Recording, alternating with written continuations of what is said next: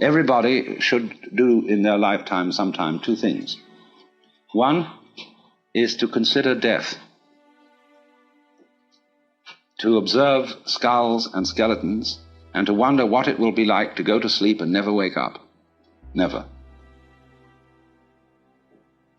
That is a very gloomy thing for contemplation, but it's like manure. Just as manure fertilizes the plants and so on, so the contemplation of death and the acceptance of death is very highly generative of creative life. You get wonderful things out of that. And the other thing to contemplate is to follow the possibility of the idea that you are totally selfish, that you don't have a good thing to be said for you at all. You're a complete, utter rascal. Now, when you go deeply into the nature of selfishness, what do you discover? You say, I love myself, I seek my own advantage. Now, what is the self that I love? What do I want? And that becomes an increasingly ever-deepening puzzle. Now, I've often referred to this when you say to somebody else, I love you. It's always rather disconcerting to the person to whom you say that if you imply that you love them with a pure, disinterested, and holy love. They automatically suspect it as being a little bit phony. But if you say, I love you so much I could eat you, that's an expression, it's a way of saying to a person, you attract me so much that I can't help it. I'm absolutely bowled over by you, I'm gone. And people like that. Then they feel they're really being loved, that it's absolutely genuine. But now, I love you so much I could eat you. Now what the devil do I want? I certainly don't want to eat the girl in the sense of literally devouring her, because then she'd disappear.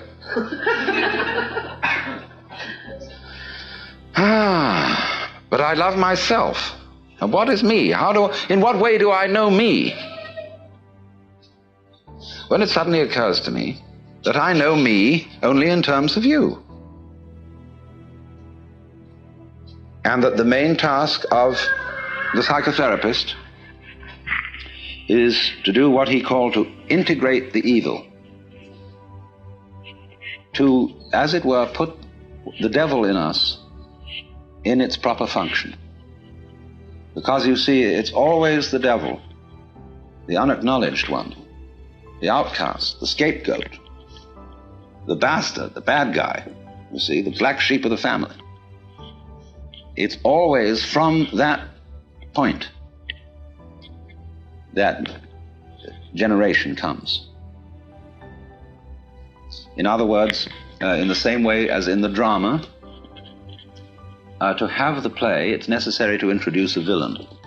It's necessary to introduce a certain element of trouble. So, in the whole scheme of life, there has to be the shadow, because without the shadow there can't be the substance.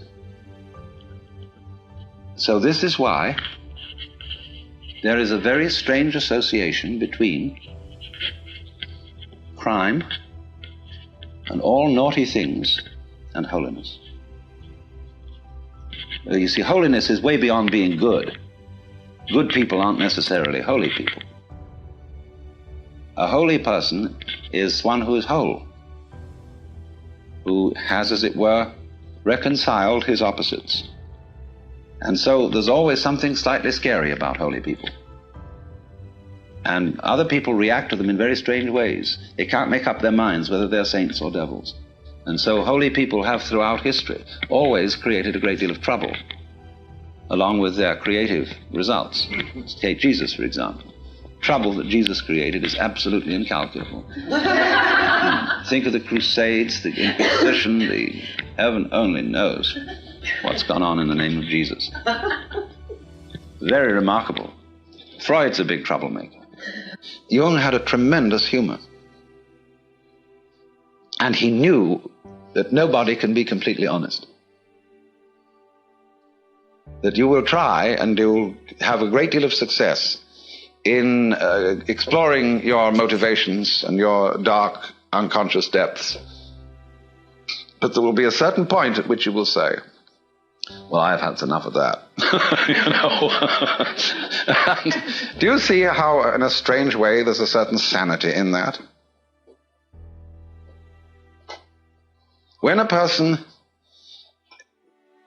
indulges in a certain kind of duplicity, of deception, there is something, you all laughed when I said that, there's something humorous about it. And this humor is a very funny thing. Basically, humor is an attitude of laughter about oneself. There is malicious humor, which is laughing at other people. But real deep humor is laughter at oneself. Now, why fundamentally do you laugh about yourself? What makes you laugh about yourself? Isn't it because you know that there is a big difference between what goes on the outside and what goes on the inside? Now, I passed you around a lot of embroidery to look at before we started.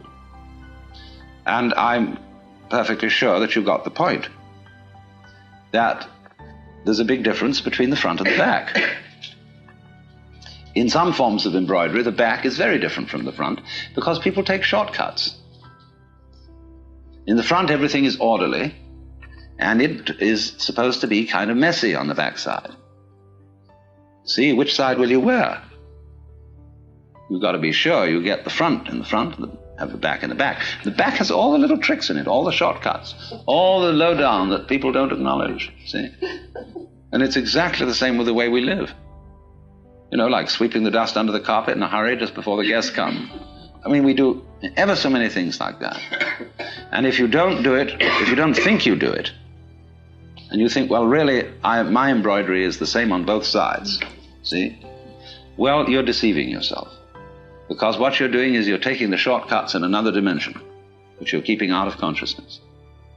Everybody takes the shortcuts. Everybody plays tricks. Everybody has in himself an element of duplicity, of deception. Because you see, from this point of view that I'm discussing, where the web is the trap, to be is to deceive.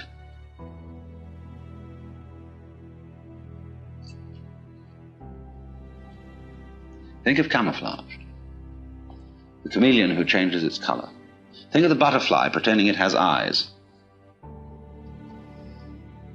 Think of the flower saying to the bee, like my honey? The bee says, wow. But then that means that the bee has to be, and it has to go on living, and all the trouble it takes to go around collecting honey and raising other bees and organizing itself and doing that dance which tells the other bees where there's more honey. There's all that stuff to do. But the flower was deceptive. Now, in the same way, I've often said, life is a drama, and a drama is a deception. It's a big act. When you peel an onion and you don't really understand the nature of an onion, you might look for the pit in the center, like any ordinary fruit has. But the onion doesn't have a center. It's all skins. So when you get right down, there's nothing but a bunch of skins. You say, well, that was a kind of disappointing.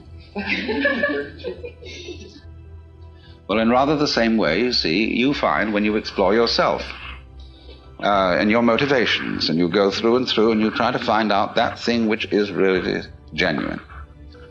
So you explore the onion, and you go in and in and in, and then you find, well, it's all a deception. Now then the question arises, who's deceiving who? Who's fooling who? I'm fooling me? What is fooling? Fooling is playing like you're there when you're not. You know, getting somebody else to answer your name in the roll call. So, we're all, you see, this is the metaphysical basis of it. This is what the Hindus mean by Maya, the world illusion. The world is playing it's there when it isn't. And it's a trap. And it sucks you in. And you can't get out of it. And it's a thorough big trap too. But always, when you get an idea like this or a feeling like this, follow it to its extreme. Don't back out from it. If you find you're selfish, go to the extreme of what selfishness means. Confusion largely results from not following feelings or ideas to their depth. You know, people think they want to be immortal. They'd like to live forever. Do you really want to do that? Think about it. Really go into it, what it would be like. People say they want this, that, and the other. They want this kind of car, they want this kind of dress, or so on, and this much money, and so on. It's always a good idea to think it right through.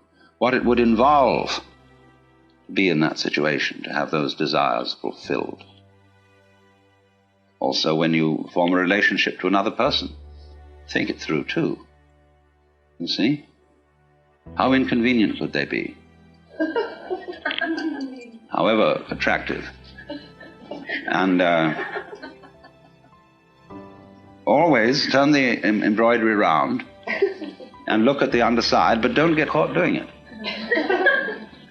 See, that's something one does on the side in secret, because otherwise you play the game that everything is as it's supposed to be on the front. But that makes you humorous, and that makes you human.